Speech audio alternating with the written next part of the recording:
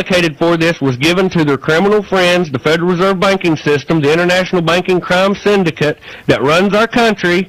Barack Obama is their puppet, as was George W. Bush, and this economic collapse is happening just as planned. That's why, after throwing $12 trillion to the wind, there's a record 1.53 million properties in foreclosure.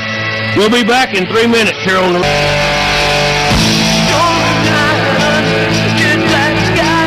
We're back on The Real News, Farron and Brian. We're going to be joined with Virginia Foxx here shortly. We're waiting for her to call in. So, Brian, go ahead till Virginia Foxx gets with us.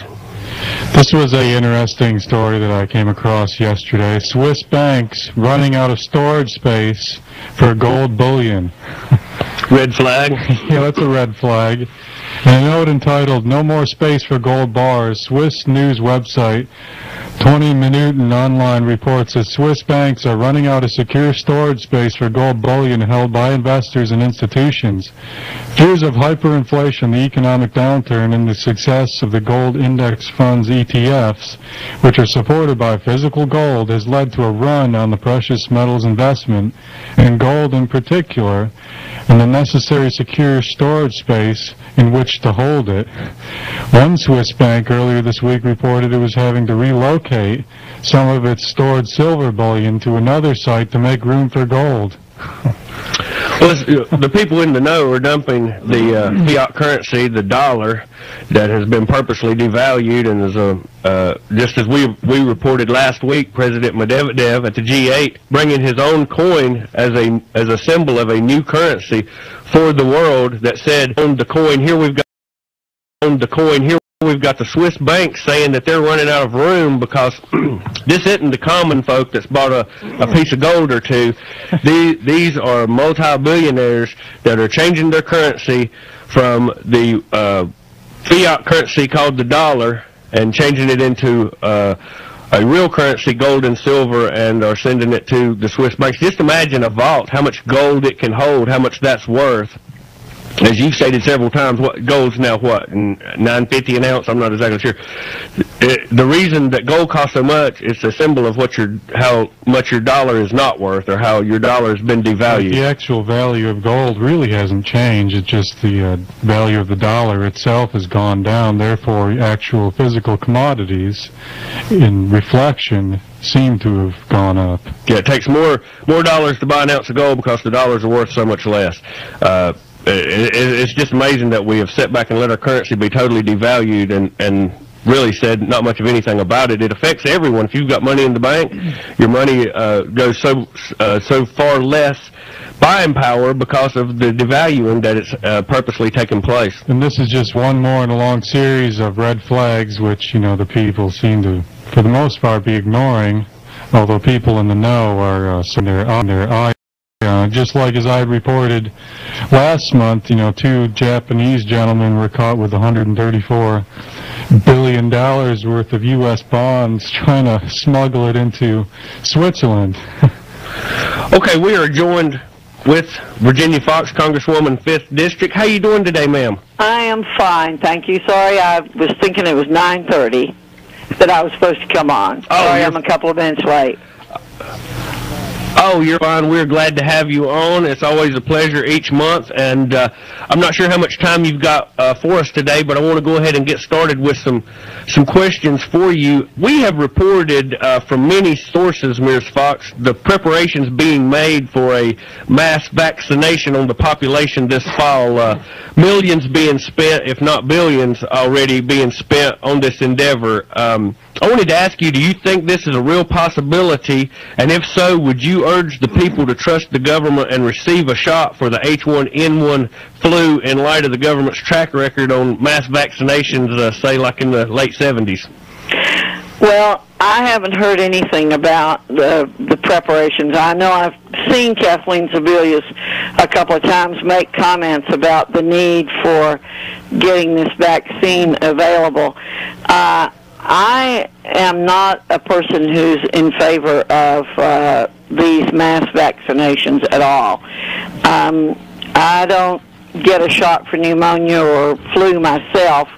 I know it's recommended by people, but I believe I believe that the flu is a very dangerous situation, and I know about the millions of people who died in the early 1900s.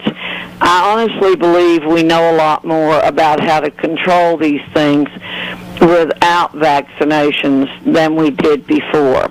It might make a big change in people's lifestyle, but I don't know that I myself would get the flu vaccine, and so I'd have a hard time recommending it to other people. But I went to a presentation in the last administration put on by the doctor in charge of the program, and he explained to us very, very clearly and very easily how this flu vaccine can mutate into a new strain, why it does it and how it does it so easily, and why it's so dangerous. And I believe that.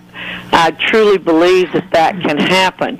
But as I said, I believe that we also can be much smarter about this, because we know so much more than we did in 1915 or 1918 when we had the last terrible outbreak. And I think what happened in earlier this year when there was the big scare about it and we had so few cases, I think part of the big scare are the 24-hour TV networks who have to have something to talk about and do so much on these things. But anyway, I would be very reluctant to encourage millions of people to do this. We're coming up on a break here shortly, by one of your constituents and from Mr. Anderson. And the question is, how do you see this massive $14 trillion debt to be able to ever be repaid, and if so, how? Okay, you want to deal with that after the break or now? You can go ahead. You can now. We've got probably a minute and a half before we go to break, maybe. Okay. Well, that's sort of the $64,000 question that we're facing, is what are we going to do about this? The only sensible way to deal with debt is to cut spending so that you don't keep digging the hole deeper and deeper. And yet that's not what the liberals want to do. They see their power coming in doling out money from the government, and everything that they're doing, and I hope we get a chance to talk about this maybe after the break, everything they're doing is aimed at making people dependent on the federal government.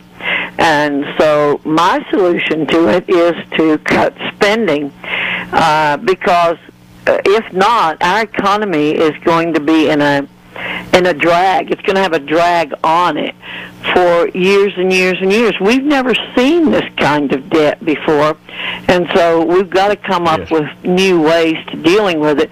But the tried and true way of dealing with it is to cut spending. I certainly am not in favor of increased taxes. My husband said he saw on TV last night that on average, all across the nation, the debt burden to taxpayers is 52% right now. Well, it's been that way for quite a while, I think, when you add up all the taxes that people pay, state, local, and federal. And so we know that people are paying more than half of their income into taxes. The American people believe that 1/4 of your income is a reasonable amount. Yes, I agree with you 100% on that. We're coming up on a break. Stay with us through the break, Ms. Fox. We will be back on The Real News in 3 minutes. We are back on The Real News, joined with Virginia Foxx, Congresswoman, 5th District. And Ms. Fox, I wanted to ask you a question. This is a little bit of a history question, and I wanted to get your opinion on it.